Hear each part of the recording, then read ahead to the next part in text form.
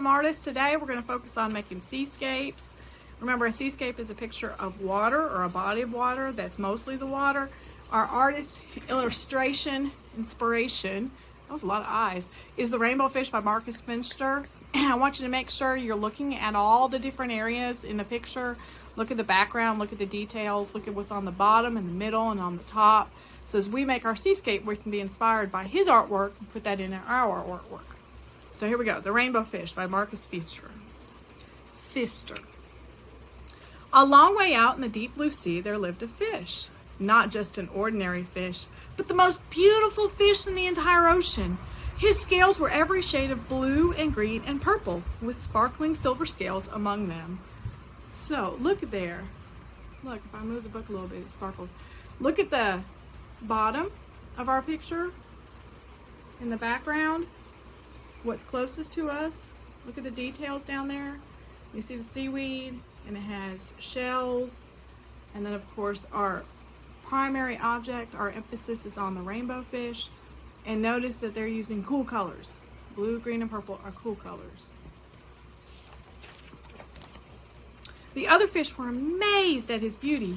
They called him the rainbow fish. "Come on, rainbow fish," they would call. "Come and play with us." But the rainbow fish would just glide on past, proud and silent, letting his scales shimmer.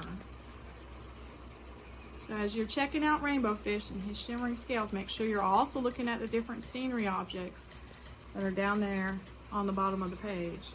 Remember, you have the foreground, the middle ground, and the background. Foreground are the things that are the closest to us. One day, a little blue fish followed after him. "Rainbow fish," he called, "wait for me.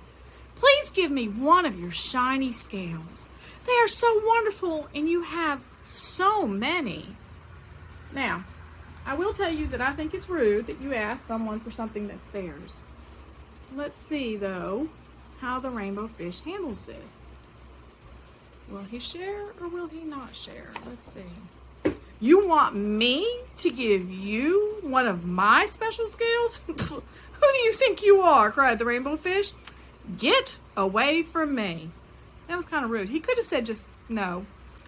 Shocked, the little blue fish swam away. He was so upset he told all of his friends what had happened. From then on, no one would have anything to do with the rainbow fish, and they turned away when he swam by.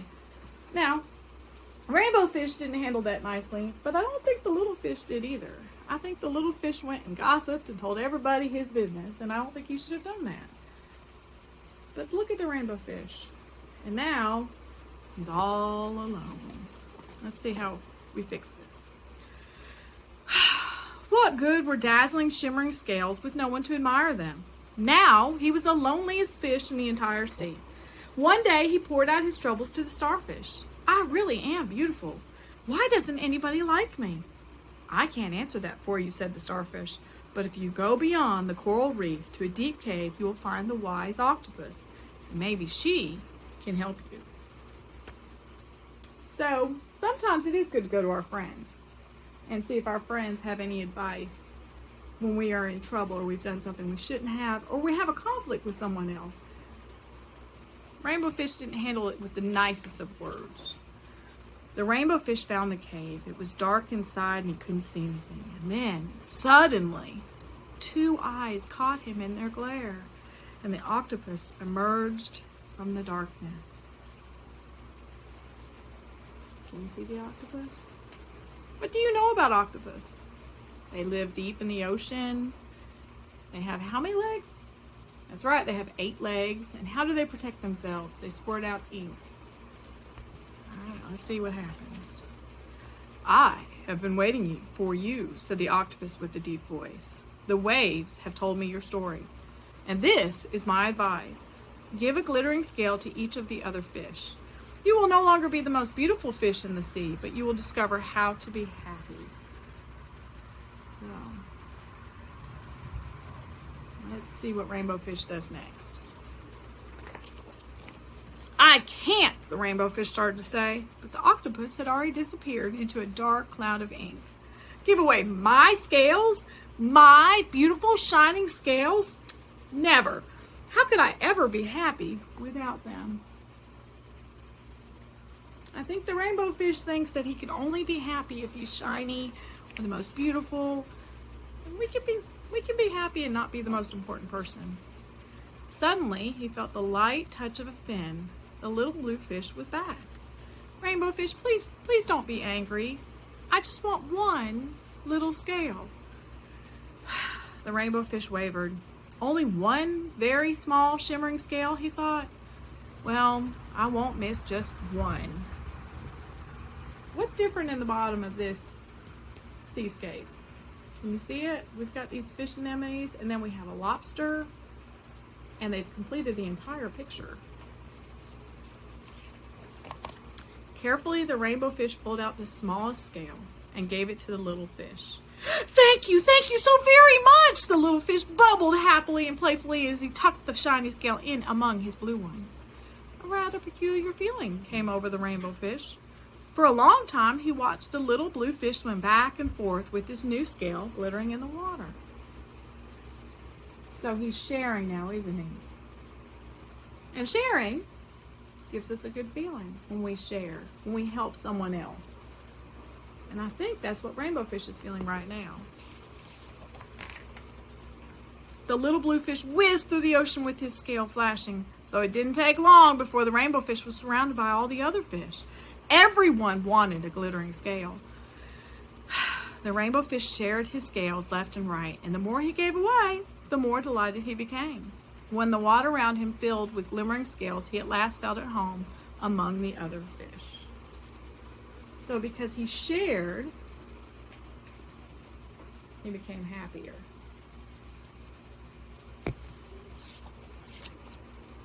Finally, the rainbow fish had only one shining scale left. His most prized possessions had been given away, yet he was very happy.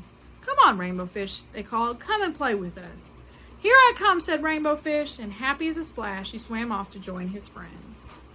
Now, I don't think you should have to give away everything you have to get friends. But I will tell you that when you share, it makes you feel good. Okay, so my awesome artists, today we're going to draw a seascape. And we're going to start at the very bottom of our paper, and we're going to put our ground line. And because it's an underwater seascape, our ground line is going to be kind of bumpy. So there's my ground line. And then we're going to come to the top, and we're going to put our wave line. You could curve your waves or make them go like regular points. It's up to you. There we go. So now I have my ground line, and at the top of my paper, I have my wave line. So in the middle, I'm going to put my characters now, or my illustrations. I am drawing with a Sharpie so that you can see it. If you're at home, you should draw with a pencil. Remember, we draw everything light until we get it right, and then we can make it darker. And because this is a lesson that can be for little kids all the way up to big kids, our rainbow fish is going to be a circle shape. So we're going to start. You have to decide where you're going to put your rainbow. Rainbow is going to be the main image, so it's going to be the biggest. So I think I'm going to put it right here. I can start by tracing it right there. Now your fish and my fish may end up looking totally different. You can hear my dog in the background. So in the end, your fish and my fish may look totally different, and that's okay because you're a different artist than I am. And we're both different artists than the artist Marcus Pfister, who made the book Rainbow Fish. So there's my circle to start off with. Now I'm going to split it so that I have a head shape. This would be the head, and this is going to be the body. We're going to use basic shapes to build up our fish. Of course, if you're a higher level artist, you can make yours more detailed than we make ours. But we're going to keep it simple, and then you make yours more detailed as you go. So I'm going to come to the front, and I'm going to draw what looks like the number 3 or the letter B. And then if you want, you can put a smile that continues on into the face like that. And of course, we're going to put that little cheek curve as well. I'm going to do my eye by doing a curved rainbow with a circle. There we go. I'm going to make my rainbow fish a girl. I'm going to put some eyelashes. Now, if you want to just put a circle eye If you want to put a double rainbow, like one on top, one on bottom, so it looks like a football, you could do that. You do your eye your way. But it is an illustration, so it's okay for it to look like a cartoon eye and not necessarily a real eye. On the side of the body, we need our first fin. So we're going to put a letter V sideways, and then we're going to curve it. And then on top, we're going to put a triangle. And on the bottom, we're going to put a triangle. So there's our fins. We have a fin there, there, and there. And then on the back, we're going to put that letter V again. We're going to repeat, but this time we're going to make it bigger because this is going to be our tail. So your tail can have a flat end or a curved end. I'm going to have a curved end on mine. We're going to come up here before we do any other details and put our gills on our fish so that our fish can breathe. So we're going to put 2 or 3 zigzag lines. You decide. I'm going to split up these sections here with stripes so that my tail fins and side fins are more interesting. There we go. Okay, so now we have the top water wave, and we have the ground line, and we have our main character, which would be rainbow fish, whether yours is a girl or a boy.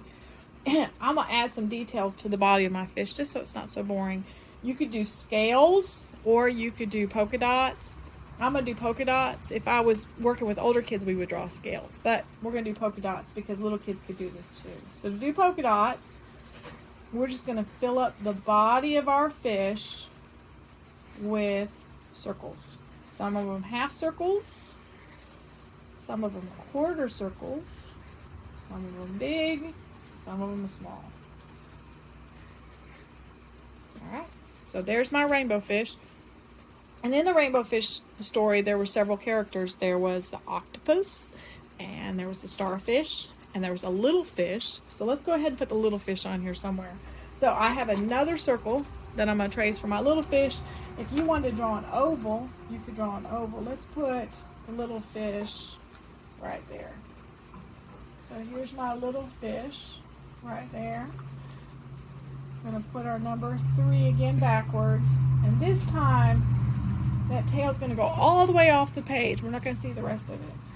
And then here's this small top fin, small bottom fin.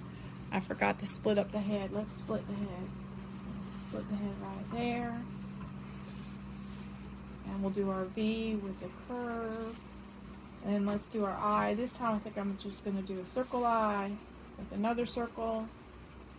We're going to put our zigzag lines for gills. And if you want to give them, there we go. And I like coming in on a fish and giving them a mouth that opens all the way up. Let's put stripes. And then if you want, you could do polka dots again on his body. Or you could do like I'm going to do, is I'm going to pick a different shape. I'm going to pick triangles. And I'm going to fill his body with triangles. And if you were an older student, I would suggest that you do some kind of detailed pattern. And not as simple as I'm doing it with just triangles. So now we have rainbow fish and rainbow fish's little friend. And then we had a starfish, right?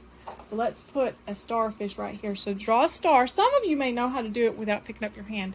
I'm going to show you the Miss Friend method in case you don't know how to do that. So you start by making the letter A. Then we're going to make one line go this way. And we're going to make one line go this way. And then we're going to connect them. So it's an A. And if you look, here's an X. And now we're going to connect them. Now, if you know how to do it without picking up your pen, that's awesome. But not everybody does. So our starfish, we're going to give that a simple eyes and a smile. So we got, what was our other character? An octopus, right? And there was an octopus. So let's come over here and put an octopus. So to put an octopus, I think I'm going to tilt it right here. What you're going to do is it's kind of going to look like a rainbow except skinnier. And then we need 8 legs. So 1, you can make them fancy like I am. 2, 3, 4, 5. I'm not going to be able to see the middle of that one. So we have 1, 2, 3, 4, 5, 6. How many am I missing? How many legs does an octopus have? That's right, they have 8 legs. Let's count and check ourselves. 1, 2, 3, 4, 5, 6. So we're going to put 1 on this side. 7. And let's put 1 on this side. We'll make it look like it's coming out of the water. Now, to give it a little bit of pizzazz, on the bottom of our octopus, we're going to put some half circles or rainbow shapes. We're going to put those on the bottom of every one of the legs.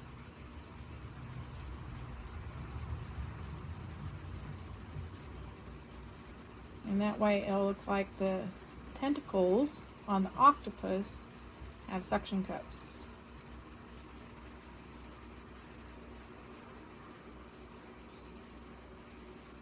All the way down. Now, if you want a fancier octopus, of course you can go look one up. Use Google or other illustrations.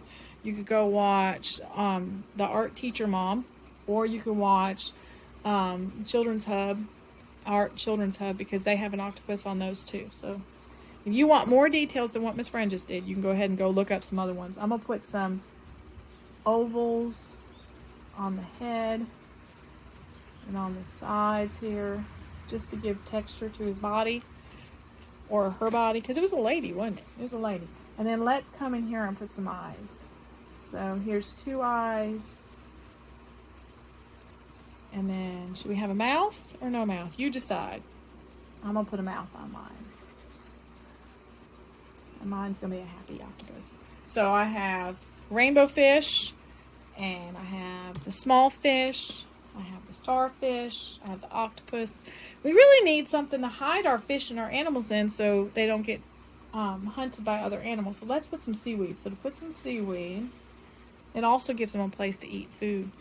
To do a curved line, and then you come up the side with your leaves. Now, if you have a hard time drawing leaves, you can just draw lines. You don't have to make them all fancy. But a leaf is just a football on a stick or on a line. So there's one. I'm going to put one over here too. Because remember, our goal is to fill up our space. And so this seaweed is going to help us fill up our background space.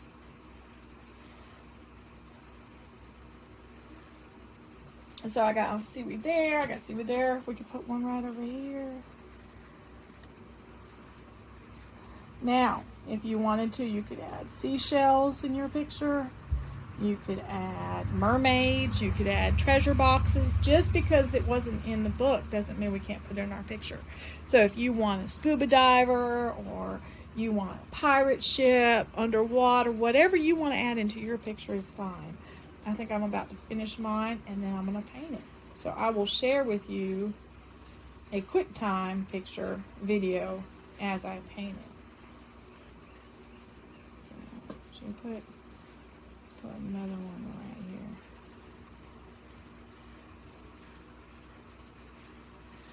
All right, there we go.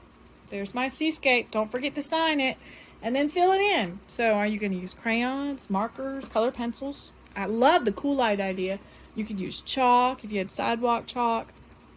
If you're outside and you don't have any of that kind of stuff, I bet you have different colors of dirt. You could paint it with dirt, just add a little bit of water, or just use basic crayons. It's up to y'all. But I want to see them. So when you're done, after you've done your seascape, send it to me so I can share it with other people.